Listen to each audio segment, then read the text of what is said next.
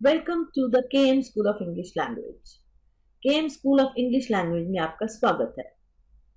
We are going to tell you about our English speaking course.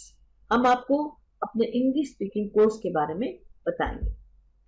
Before we learn to start speaking correct English, it is very important to have complete clarity about the basic elements of grammar, because it is a fallacy or wrong information that we do not need to know grammar if we have to learn to speak proper English.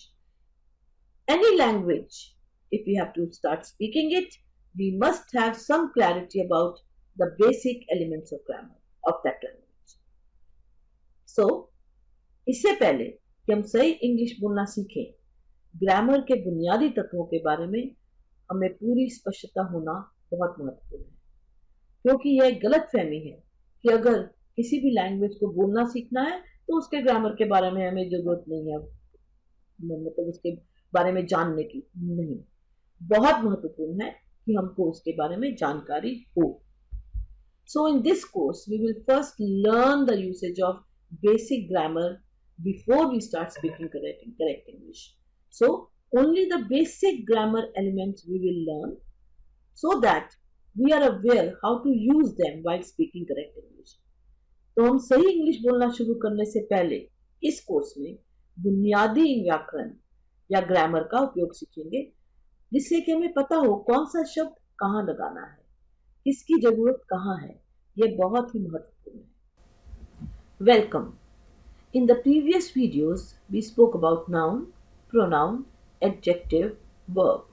Now we'll talk about modals, which are also called helping verbs. And some other elements of grammar that we will learn or understand later are tenses, subject-verb agreement, adverb, articles, preposition, conjunctions, and interjections. Modals. Modals are auxiliary or helping verbs used to convey the speaker's attitude or mood in a sentence. However, they do not change their form based on the tense, number, or person of the subject. They express concepts like possibility, ability, permission, advice, obligation, and prediction. Model. Model सहायक या सहायक क्रियाएं होती हैं जिनका प्रयोग वाक्य में वक्ता के दृष्टिकोण या मनोदशा को व्यक्त करने के लिए किया जाता है। हालांकि यह कर्ता के काल, संख्या या पुरुष के आधार पर अपना रूप नहीं बदलती। यह संभावना, क्षमता, अनुमति, सलाह, दायित्व और भविष्यवाणी जैसी अवधारणाओं को व्यक्त करती है। They express concepts like possibility, ability, permission, advice, obligation, and prediction. The modals are can, could, shall, should, will, would, may, might, must, ought to, have to, used to, need, dare. ये संभावना, क्षमता, अनुमति, सलाह, दायित्व और भविष्यवाणी जैसी अवधारणाओं को व्यक्त करती हैं। इंग्लिश के मॉडल्स जो हैं वो मैंने आपको पहले बताया।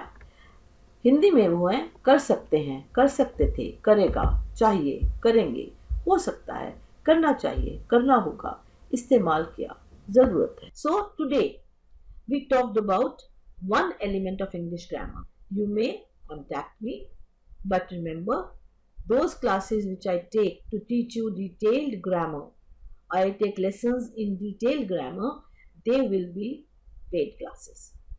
तो आज हमने इंग्लिश ग्रामर यानी कि इंग्लिश व्याकरण का एक एलिमेंट के बारे में बात की, लेकिन हमें यह ध्यान रखना है कि अगर आपको उसके बारे में डिटेल्ड इंफॉर्मेशन चाहिए या आप डिटेल में ग्रामर पढ़ना चाहते हैं तो आप मुझसे संपर्क कर सकते हैं।